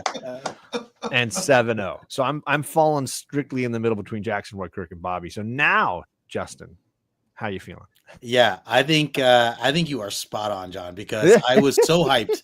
No, I really was so hyped with the 117, everything with Farouk, like that whole issue, Storm as a kid, like all that stuff. And so to have that come back to me, I'm like, yep, here we go. Like this is great. Like this is the end. This is how this omnibus is ending. This is how this 4 or 5 issue series has been going. And I can't wait for everything. And I do generally love the ideas. I do generally love what they were trying to accomplish, what they were trying to tell. I feel like I was so let down by the end. I think the end for me is what really pulls the number down. Sure. And yes, there were certainly flaws. And I think even for last issue, I think I gave it a 9.6. Like I loved it so much, but like thinking back, like I definitely feel like it's a lot of that is because I filled in, things that I'm like, okay, I get it. Yeah. Like you were trying to do this. Cool. I love it. Like, and I just, went with it. So I'm right there with you. I think an 8 is more than fair because there are definitely some really downsides to this issue along with some really highs to this issue. So the artwork, as I continue to say, hit or miss. Most of it in this issue was a miss for me, other than a few panels and that splash page in the beginning. So that was another factor. And then just the ending to me was just such a letdown. I really wanted more. I will say, the course of these 4 or 5 issues, Chris he did do a good job of like having me hooked. I mean, I'm hooked. Like I want to keep reading. Like I want to keep, even the New Mutant stuff. I want to know where it all goes. So, and that's obviously a big summer vacation starts tonight, Justin. Stop. You don't have to make any slideshows. You don't have to. I'm going to hit you up on Monday and give you my questions. And, we're just going to keep actually we do have to do questions. Yeah. But anyways, yeah. So I'm with you. I think an 8 is a solid way to kind of grade this. And that's where Cliff's coming out. JP says written really solid, but Justin's favorite artist failed to tell the story coherently. So there you go. I get it. Cliff is giving Michael's Room a 9.8. So there you go. He's definitely giving you a little love. JP's like 7.5, so I don't agree with John. And yes, they do leave out the moment when Karma and Farouk joined. Maybe we'll get a special edition one day. He is a pain. He is a pain. I keep wondering if he's quietly playing a larger role in the Ultimate line right now. I mean, he's a great villain character. I don't know if they executed that super well here, but let's let Michael give us his rating for this. Yeah. 9.9 all day. Right. Yeah, right. No. I'm glad first off, I'm just like I said, I'm glad I could ruin the, like take the arc and then, and just ruin it for the both of you. I don't know if it's my face. I don't know if it's my bad internet, but some way I'm glad I could just like end on a low note with the two of you. Fair. Fair. No, I'd say fine plus. I forget what that is in stupid plastic cases. I think it's like a 6. It's a decent. It's a 6.5, Mike. Come on. I'm going fine plus. This thing's got spine ticks. It's a little bit of spine roll, like off-white pages, like on the owl card. I grade hard, but honestly, I like to when I think of a book, even as the set of 3. You take the 3 Steve Leialoha issues, which is kind of one arc. Right. If I were to hand it to a friend,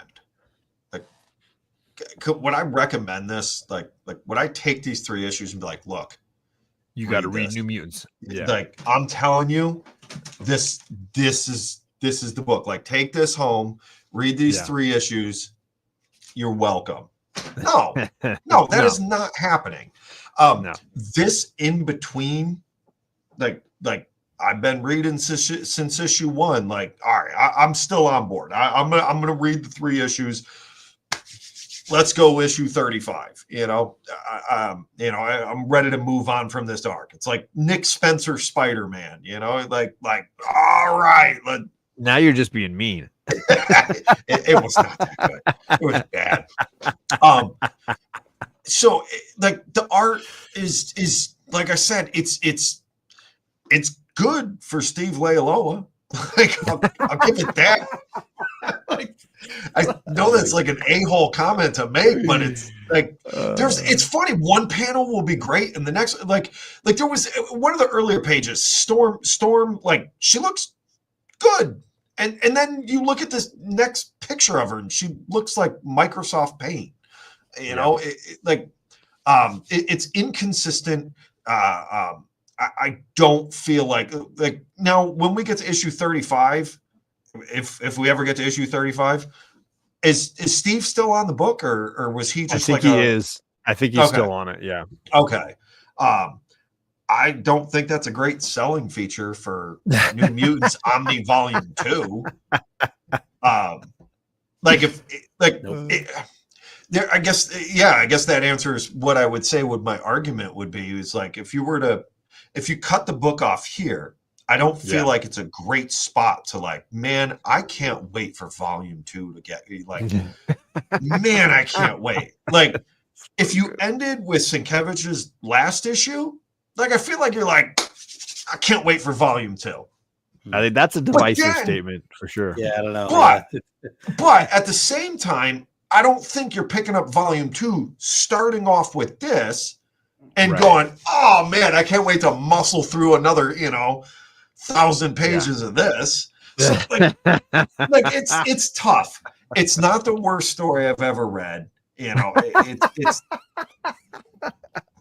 Not the worst. By the way, issue 35 is actually Mary Wilshire, and Really? Bill Sienkiewicz comes back as a partner for the cover with her. He's been, and then, and he inks. he a few inks it. as Okay, well. yeah. And then Mary Wilshire is the guest penciler.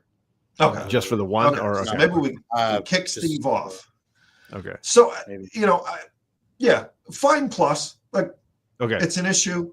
That's where I'm not Jackson's mad I own at. a copy. You know what? Then I guess I need to lower my grade. I don't know. I don't like that 7. Get out of here with these numbers. No, it's got spine ticks. You know, it's not a perfect Definitely. issue. Yep. You know, especially when I need, you know, my friends to coach me through it. You know, so Bobby says just smoke first. Although Bobby, I'm gonna refresh your memory here because you gave this a 9.3. Which is low, though. That's really for Bobby. that's Yeah, low for for Bobby, that's low. yeah, I want. So Where's that Bobby's says 9? something. Where's That Bobby's says 9.5s? I miss Bobby's that's- 9.5s. Yeah. That honestly Candace says she's just going back to Uncanny. She's just walking. She's walking. I'm with you, Candace. I'm with you, Candace. We'll Cliff go is together. flipping cars and lighting them on fire. Yeah. he's You know, he's rioting. actually, one last point that I totally forgot to miss. I got gypped. Bobby, in the few panels he's in, wears a shirt the whole, or not. Sam. Yeah. I got didn't even catch everybody that. else. Everybody else gets shirtless Sam. I get That's whatever the this biggest was. twist of this It's the story. downside. I'm Downside dropping of it. choosing the I'm last dropping it. I'm dropping it to a solid fine. I'm dropping the Okay. plus. No plus. Yeah. No, drop it's the just plus. fine. There you go. This artist is getting as much shade as Chuck usually gets on our show. That's fair. 9.3 from Chet. Let's torch it. Ooh. Whoa. Ooh, Bobby let's was go, already. Chet. Bobby was smoking beforehand. Yeah. Okay. That's fair. I'm surprised Chet is still okay after witnessing the slab being broken with Michael manhandling the issue. Chet, I don't think he saw the beginning of I that. missed We that. may have missed that part. Do we need a repeat? he did. I mean, let's get into the finances real Do we quick. need a repeat? The reveal of Shadow King's involvement is really the only thing I think going on here. You could call this the second appearance of the Shadow King if you really wanted to. And I didn't even put the money. I was like, I thought you were gonna like click it. Like, show it. No, just because Michael's here. We don't care about the slab grades. That's what it was. There you I go. love that most shows they like to end with a bang. You know, I realize there's Yes. one more episode, but like, you know, maybe there's like a big cliffhanger before the big bang. Just going out with a fizzle. Going out with a fizzle. Listen, I'll clue you guys in to these. I paid $22 for I a hope it's a 9.2. There you So- go. That's about what we got here on the 9.2. I still feel like I 100 overpaid. I still feel like I overpaid. You overpaid. The 9.2 listed here. There are 9, by the way. Fair market value $10. Yeah, $10. You double by double the amount for you, Michael. $120 is the 9.8. That's how much I commit to the bit. Now, kids, listen and learn from my mistakes. Stop buying these stupid plastic cases. There were only 9 of those on the census, and now there's 8. So that's a lack of research right there, my friend. That is a lack of research. Here's the I think research it's on on the the- buyer at this The point. CBCS is more expensive. So the issue that I I'm getting rid of did this stupid thing. Why am I even sharing? that I did purchase was $1. I quit. It was Time for $1. summer break. Mhm. And am I frozen again? No, you're good. No. You're good. Oh, okay. I'm God. breaking down here. Okay. I've My lost it. issue was supposed to be $1. It was given to me for free from Lunch Money Comics. Like, Oh, nice. listen, kids, stop buying stupid plastic cases, please. Mike. Please. Unless you can get these beautiful 9.8s, I got No, You're never gonna don't win need that them. battle, Don't Mike. need them. Don't need them. Get rid of them. to Get be it. clear, 9.3 is a joke. It's a 5.0 at best. So Chet's still watching. He's still here. All right. Yes. He's at the gym. He's Yeah. working So out. gang, $120 is the 9.8, and Yeah, and that's- there's about 30 of them. Why? I don't understand that. I don't understand. I It's don't not know. even a pervy cover. Jackson, I really do. My brain, Just leave it to that. this is the last week of school, and I had a 12-hour day yesterday and a 10-hour day today. It's been killer. Oof. And I'm not even drinking tonight. I'm just having water, trying to stay hydrated, stay alive, keep my brain going. I got Michael drinking for me. That's all I got. It's a school night. I'm up way past my bedtime. All right, now wait, didn't even get my my list here. So there we go. I'm back. Yeah. Gang, let's get some names on the wheel. Let's add some people for the big giveaway next week. We got 4 trivia questions about last week's somewhat superior issue, if you go by our scoring in this Leialoha. I loved last week's issue. Leialoha series. So we got 4 questions. I'm gonna go first because my first question is about the very beginning of issue 33. Jackson is probably dropping the starting line, but I'm gonna try to beat him there. See if I can do it. Did I hit the button? Come on, Roy Kirk. There it goes. Yeah. Oh, Dang it, Jackson. To start issue 33, how is Karma using her control over the New Mutants? She's gotten them all under her sway. What is she doing with them now that she has the power over them? There we go. Gang, as a reminder, giveaway show is on Justin's channel next week. We'll be spinning the wheel. We'll be giving some stuff away just to the chat, just to people hanging out with us, but a bunch of prizes going away to those people on the giveaway list as well. New Mutants graphic novel, #1, first print. I'm giving one of those away. We got an omnibus. I'm giving away next season's Uncanny X-Men omnibus. You can get that. And of course, the original art piece from our homie Geek Out with Rosko. And I want to say Chet offered up a slab that Michael can crack for you before you get it if you'd like. Hey, lots of things. That one too. New Mutants I had Bob signed by our guy. Omni X-Men. He wrote, he said, to the Omni X-Men crew, Bob McLeod. Boom. Nice. That's awesome. So many prizes. Put my name on the list for that one. Just for that one. Just put my name on the list. I just want you to win Chet's slab. That's what I want. Yes. Well, hey, if anybody's interested, I got this. I got this very fine copy of 9-2. Right. Like it's got a little edge wear, but I could give it away. All right, let's go up and see if we got some correct answers. Let's see. He make it. I mean, some of these are true and they're funnier than I got. Let me look back at your answer here. How did you say it? I'm going to say there's at least 2 correct answers here. I'm going to say I'm going to go with Conlon. Steals a girl for Sam. Yep. So Conlon gets his point. I don't feel like making Sam dance works for me because it's got to have something to do with the couple. I wrote forcing Sam to flirt with a woman, breaking up a couple. Yep. So I'm going, JP, you're out. It may also be that JP, you spent all night shading me, and I deserved all the shade, but I didn't like it. So there you go. Now we got Candace says she's turning them all evil. She's making Baumhauer hit on a girl. Boomhauer. Or rookin' with the guests. That'll do it. Making Sam a tough guy.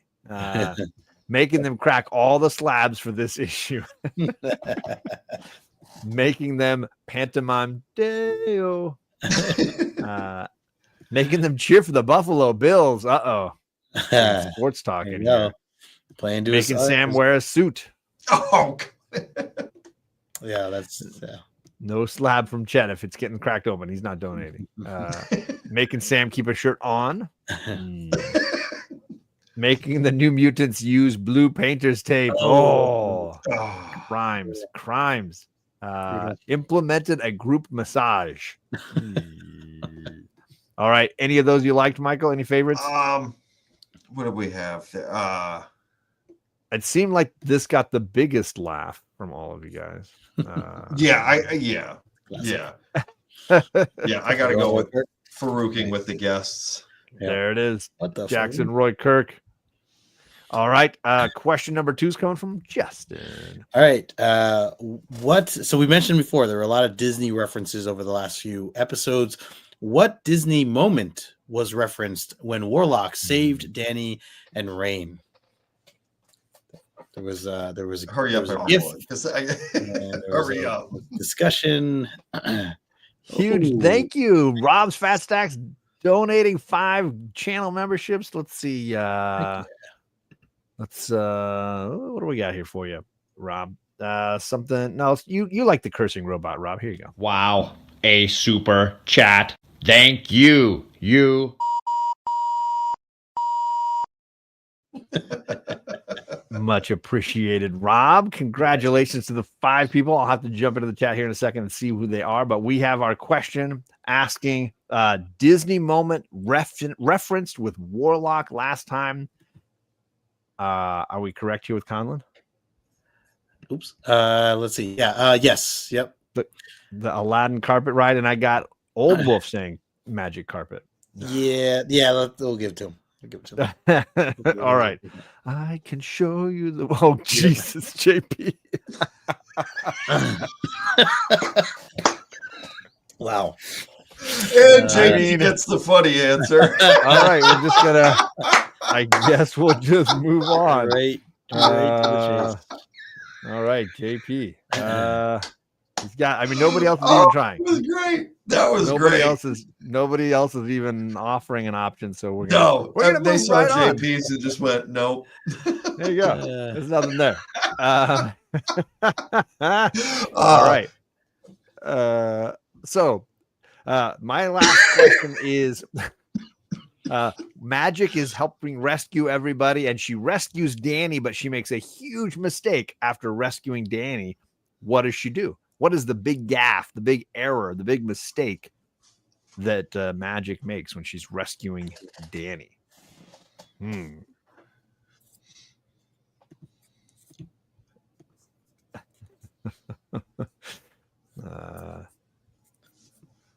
Old Wolf struggling. He's turning into. I feel like he's turning into Chet more and more. Is he streaming though? Is Old Wolf streaming? He could be. He might be. He might be on another stream. I wouldn't put it past him. It's very, very possible. Let's see. Yeah, I'm going. Danny back in Cairo. It's not going to work for me. It's not going to work for me. I'm going to go. JP drops Danny off right in front of Karma. Yeah. Like rescues her and then teleports her right to the villain. Yeah. So JP and Conlon are coming away with the victory on that one. Nice. And Old Wolf's gonna have to suck it. Can you deal with that? Let's see what other jokes. She cut her out of the issue. I mean, maybe. Let's see. Steals her comic book bag with blue tape. Dare to do such a thing. Makes her wear one of Kitty's old costumes. I mean, you didn't spell wear right, but it's funny. You're just multitasking. All right, whatever, buddy. Drops her off at Josh Allen's house. Oh, jeez, he's really diving in on the Buffalo Bills. I'll give it to you. I'll hand it to you, Bobby. I like football, but I love Ghost Rider. Yeah. Said I realized that Karma's a stripper name. Dropped her right in the middle of Secret Wars 2. Really just That's cold. torture. That's just cold. That nobody's that incompetent. I'm gonna skip the Diddy baby oil. Tony, pace yourself, buddy. Pace yourself. All right. Anything you liked in there, Michael? Anything I'm worth the going time? with Candace on this one. I like Candace. I like Secret that. Wars 2. Nice. Always good for a joke. I'll tell you right now. All right. Last one of the night comes to our guy, Justin. All right. Last question. What happened to Bobby when he tried to attack Ileana and Danny?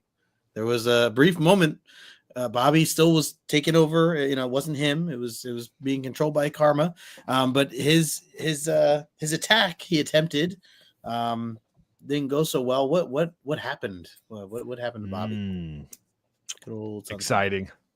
Exactly. So the 5 people that won the channel memberships: Wellbore, Circumstances, Carlito Clasico, Madam Blaster, and Taylor Winder. So congrats to those 5 people. Nice. We're getting a month of Does it- my monkeying around. Does it just randomize it? Is that how that works? It randomizes subscribers, and they don't have to be in the live stream chat. Any 5 subscribers. Nice. Ideally, they're somewhat active, and I know all 5 of those folks, so that was Yeah. pretty badass. I Nice. know all 5 of those folks. Nice. All right. Let's see. I got to check with the answer you picked. Oh. Okay. Oh, Jesus. JB. Bobby has poop blow up his back. There you go. On And- brand. yeah. Oh, boy. Okay. I see. Now, the I correct see- answer. I Yeah. see 2 correct answers, Yes. but how are we feeling about this one? And then this No. is the Ron Burgundy. He got slapped. Yeah. Yeah. No, I was gonna go Magic Lasso and Impress. Matt. Yeah. Matt. Okay. All right. Lasso and Impressed. I always got to look it up because it's still written here. It says Matt and Clemson on my paper still. So messing me up with his dual accounts. All right. Where's Any the other heat comedy tonight? answers? Because right now JP is crushing the comedy JP side of is- the game tonight. JP is the shit tonight. Sounds accurate. Typical. We got nothing else. Nothing else right now. Yeah. JP, but it was funny though. It was funny. Yes, So- it was. Yes. Yep. Yeah. Yes. At least he got a joke in there. There you go. Accurate. All right. Candace, give it to JP. Candace says just give it to him. Just give it to him. I don't like Everybody just throw it to in the towel. encourage There these you go. shenanigans, but what are you Yeah. gonna do? Yep. So just so you know, I gotta kill another 36 20 minutes. 27 minutes, I think I got. We are still going, Cliff. We're still going. He's strong. got me beat by 2 Was it by minutes. that and- long? The good news is the last time he was on, it didn't go nearly as long as the No. record. No, So- but he's only got me beat by 2 minutes and 57 seconds. We got to get you on a double. If you do the big double-sized episode next season, I've done a single issue.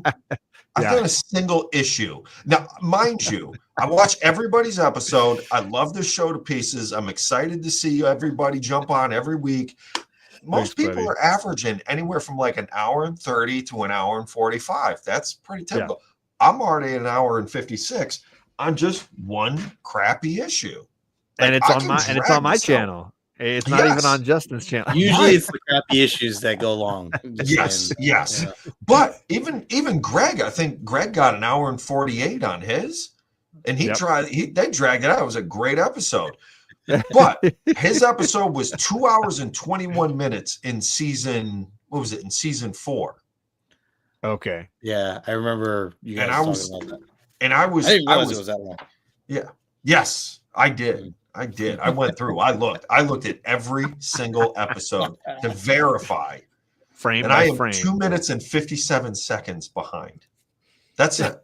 That's it. I dragged out that episode on the what was it? X-Men Annual 7. Yeah, see the annuals. Those are If you get Justin hosting an annual, you got a good shot. I was to say, yeah, you gotta have it land on me next year, Yes. Michael. If we align it, just right, baby, we'll see. If I can, I'm going last again.